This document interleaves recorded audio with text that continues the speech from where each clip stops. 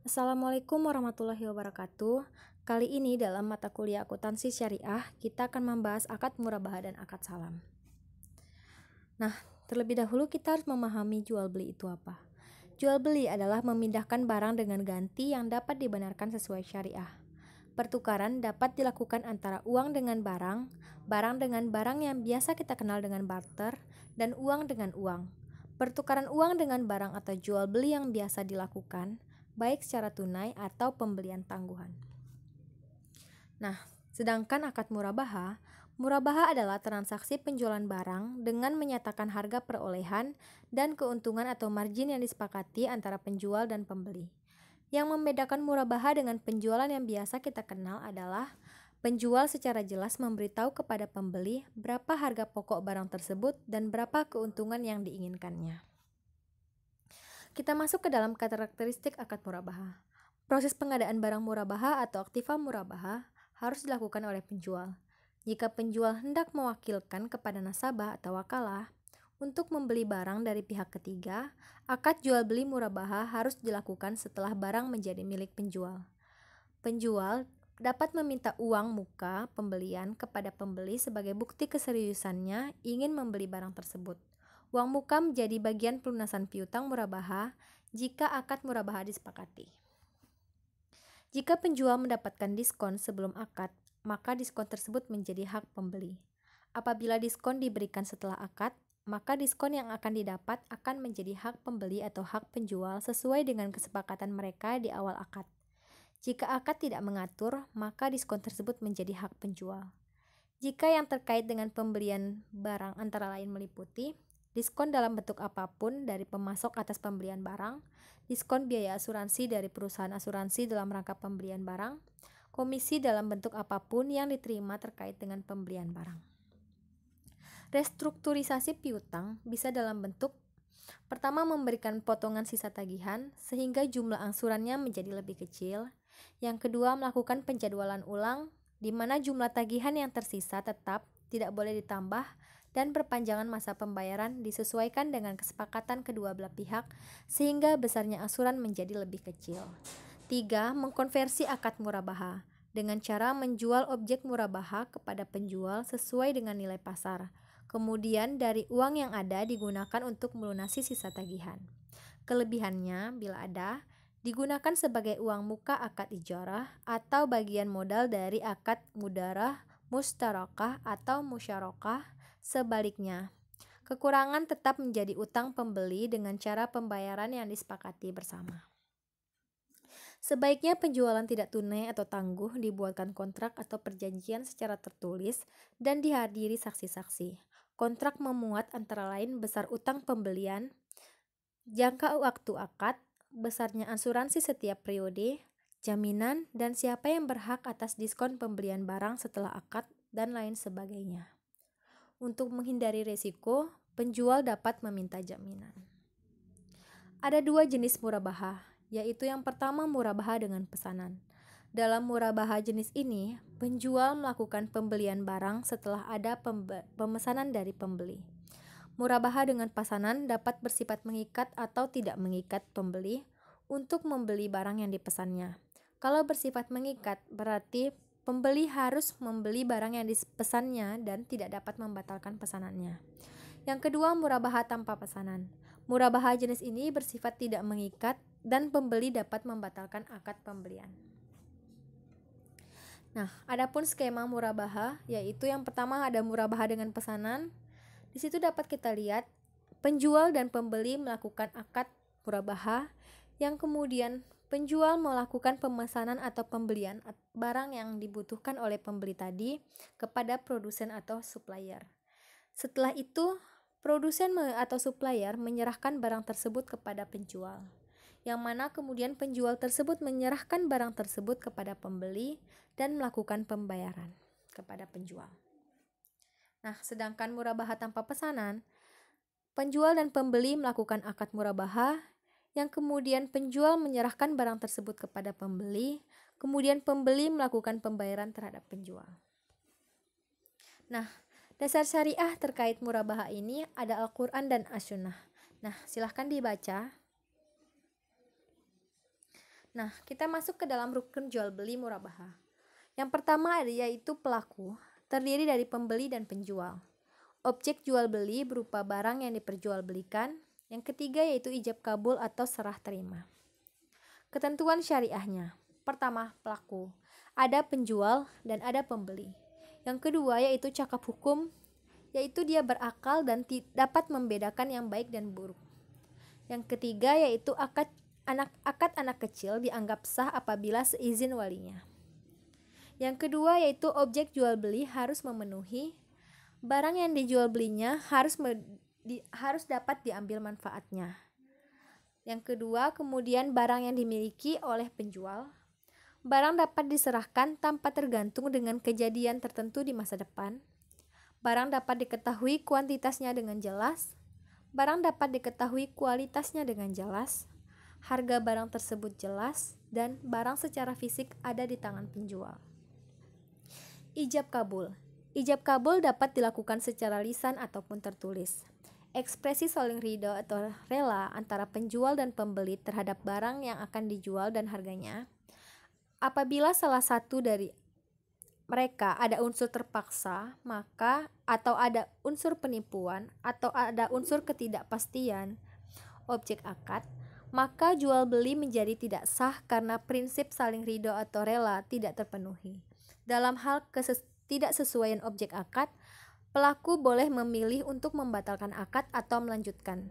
Dalam hal ini, terjadi paksaan apabila bertujuan untuk kepentingan umum diperbolehkan. Nah, selanjutnya kita masuk ke dalam salam. Pengertian salam secara bahasa artinya as-saf, yang artinya pendahuluan karena pemesanan barang menyerahkan uang di muka.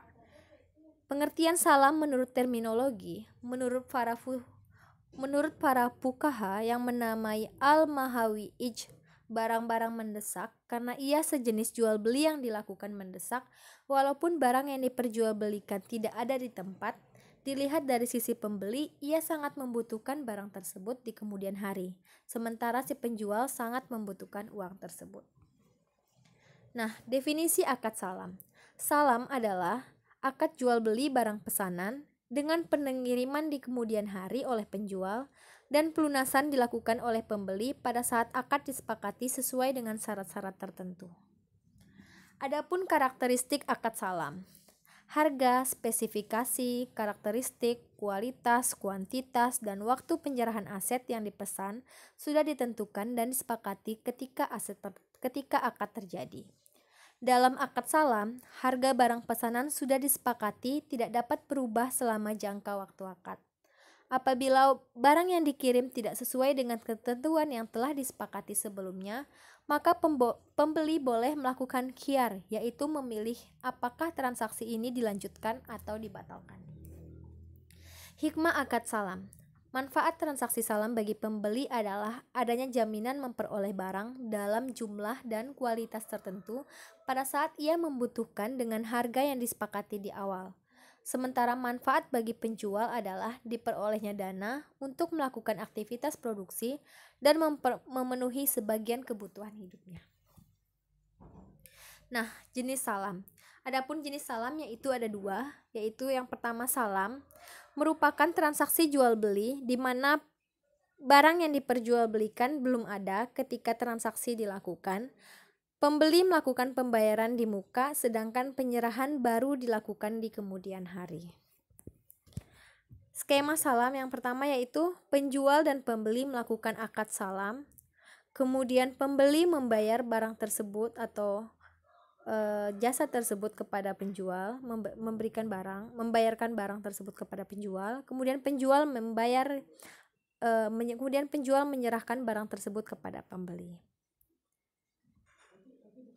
Nah, yang kedua itu ada salam paralel. Salam paralel itu adalah melaksanakan dua transaksi salam, yaitu antara pemesan pembeli dan penjual, sehingga antara penjual dengan pemasok atau pihak ketiga lainnya.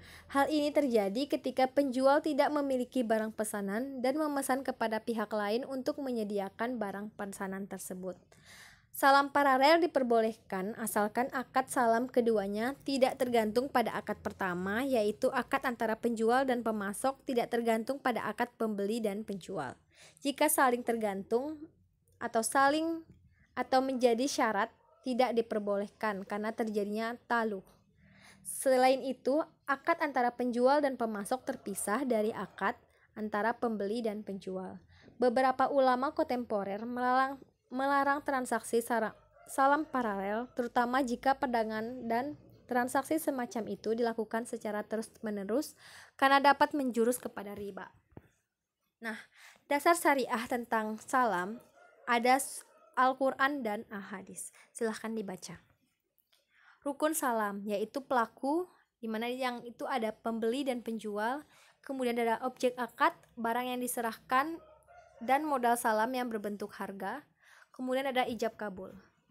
Ketentuan syariah salam. Yang pertama pelaku, yaitu ada penjual dan pembeli yang mana cakap hukum, berakal dan dapat membedakan. Yang kedua yaitu objek akad. Ada modal salam. Modal harus diketahui jenis dan jumlahnya, berbentuk uang tunai.